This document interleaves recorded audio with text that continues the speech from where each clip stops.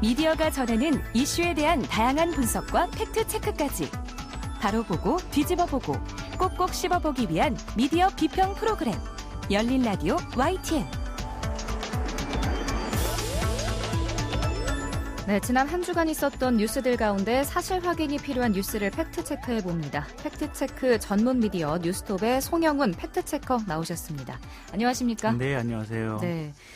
최근 좀 무거운 뉴스 가운데 하나였습니다. 네. 고 백선엽 장군의 현충원 안장으로 다양한 의견이 있었는데요. 우선 백 장군은 공과 과에 따라 좀 찬반이 뚜렷한 분이죠. 네, 6.25 한국 전쟁의 영웅이냐 이런 공과 영웅이라는 공과 또 일본군 간도 특설대 전력의 과가 있습니다.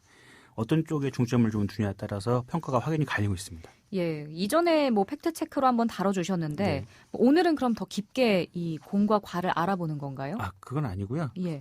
백 장군의 대표적인 공과 과는 최근 일이 아니어서 몇십 년 전 일이어서 자료에 한계가 있기도 하고요.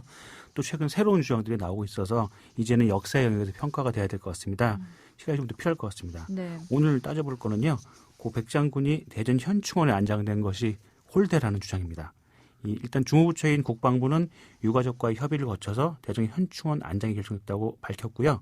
근데 홀대라는 주장은 왜 서울 현충원이 아니냐 이런 주장인데 이런 주장은 육군협회나 제한군인회, 상위군경회 같은 예비역 모임과 일부 야당을 중심으로 제기되고 있습니다. 예, 국립현충원 하면 사실 서울 현충원이 바로 떠오르긴 하거든요. 네. 현충원이 지금 서울과 대전에 있는 거잖아요.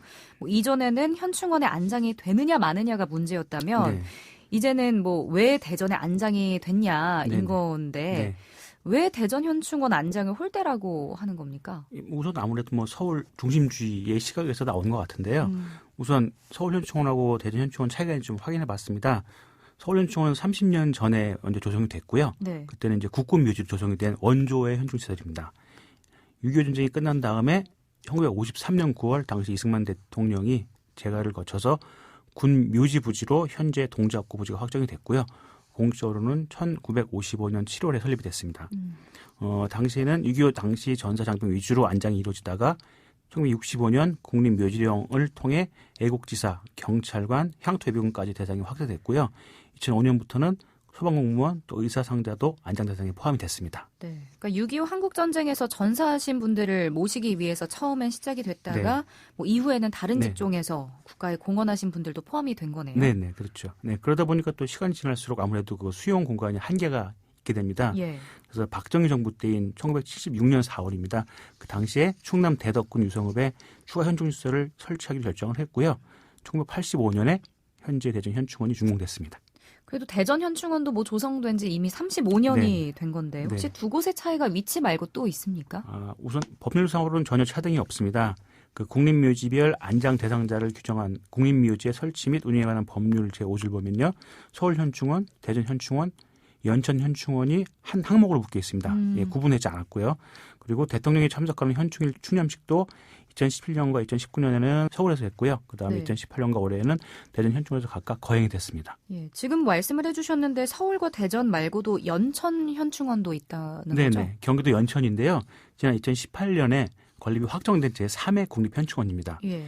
이제 현재 확정이 돼서 이제 공사가 준비 중인데요. 2025년 완공 예정이고 이곳 역시 완공이 되면 서울, 대전과 동등한 지위를 갖게 됩니다. 그래서 국방부와 보훈처도 세 곳 모두 같은 국립묘지로 차등은 전혀 없다고 밝혔습니다. 네.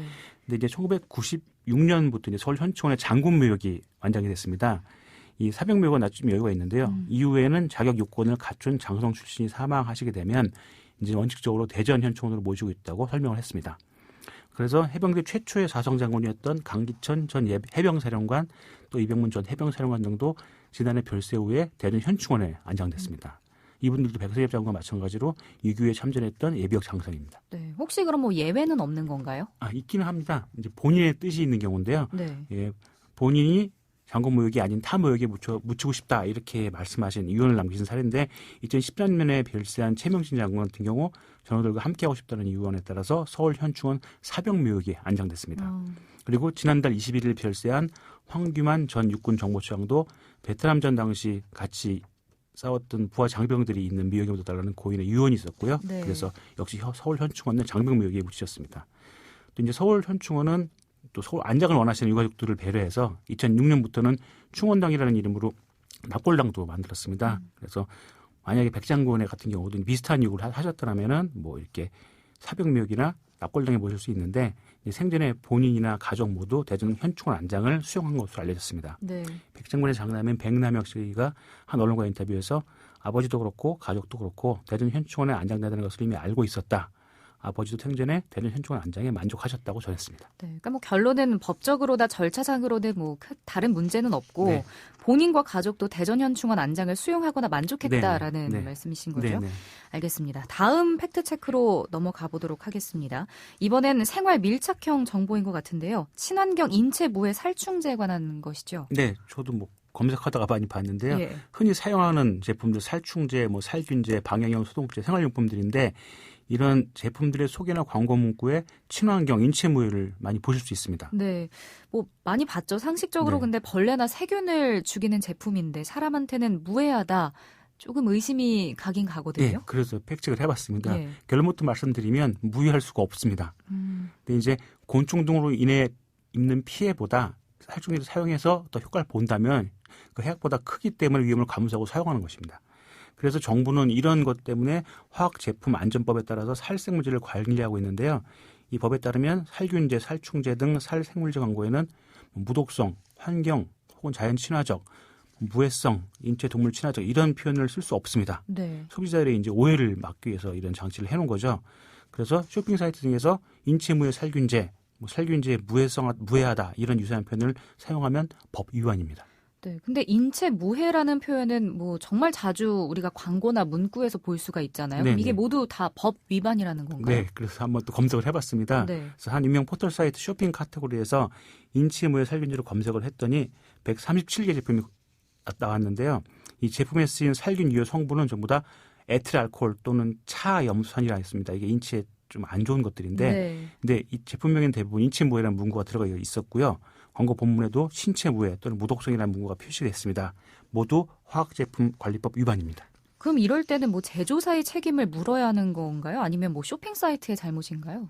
예, 해당 포털 사이트에 문의를 했는데요. 네. 이 해당 회사는 법적 고지를 통해서 제공하는 모든 콘텐츠의 정확성이나 신뢰성에 대해 어떤 보증도 하지 않으며 콘텐츠의 오류로 인해 발생하는 모든 직간접, 파생적, 징벌적, 부적인 손해에 대해서 책임을 지지 않는다고 해놨습니다. 네. 예, 일단 책임을 면피한 거죠. 그러면서 판매하는 측 책임이 있다고 했습니다.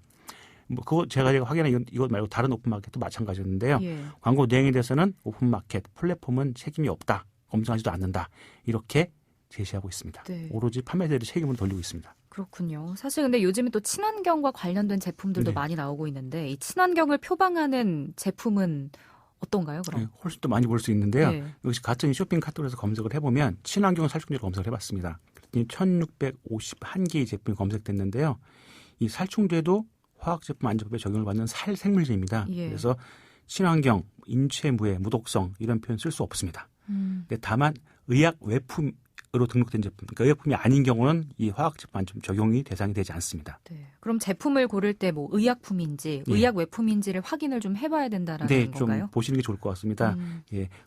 근데 의약 외품인데 의약품으로 알고 계신 분도 많이 있고 예. 또 흔히 건강식품 보조제인데 이걸 약으로 알고 드시는 분들 굉장히 많으시죠. 네.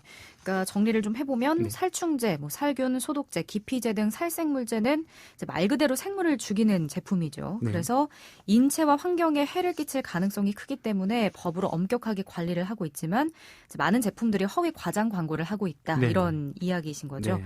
당국의 좀 엄정한 법 집행이 필요해 보입니다. 네.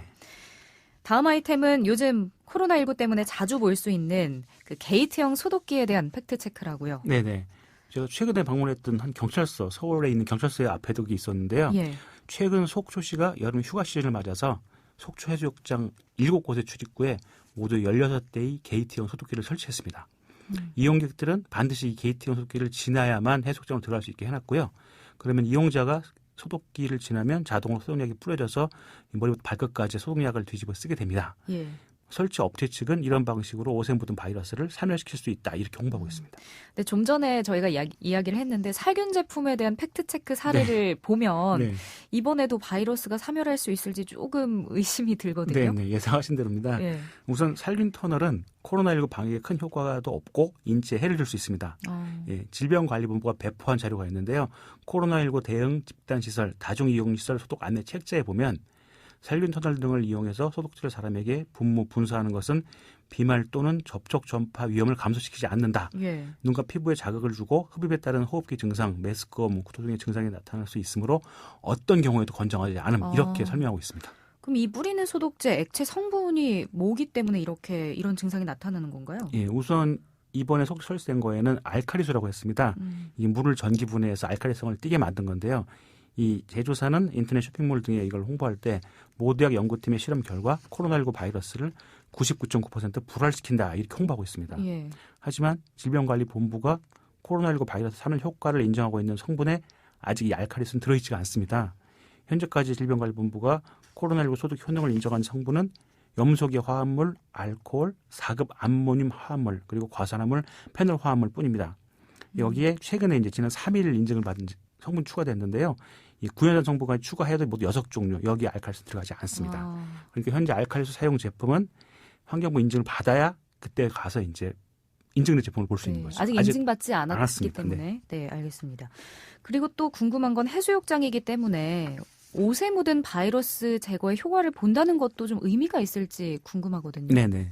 최근 국제보건기구 WHO에서는 공공장소 특히 혼잡하고 폐쇄됐으며 환기가 잘 안 되는 환경에서도 공기전염의 가능성을 배제할 수 없다. 뭐 이렇게 공기전파 가능성을 일부 인정했습니다. 근데 이제 해수욕장은 물론 밀폐되고 환기가 잘 안 되는 곳은 아닌데 이 살균 터널의 효과가 있다고 해도 몸속의 바이러스를 없앨 수 있는 건 아니고요.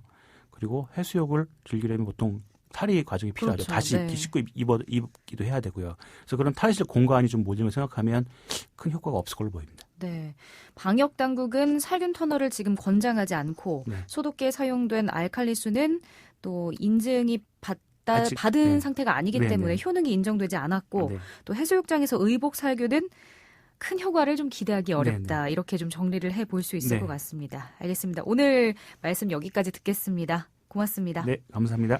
네, 지금까지 뉴스톱 송영훈 팩트체커였습니다.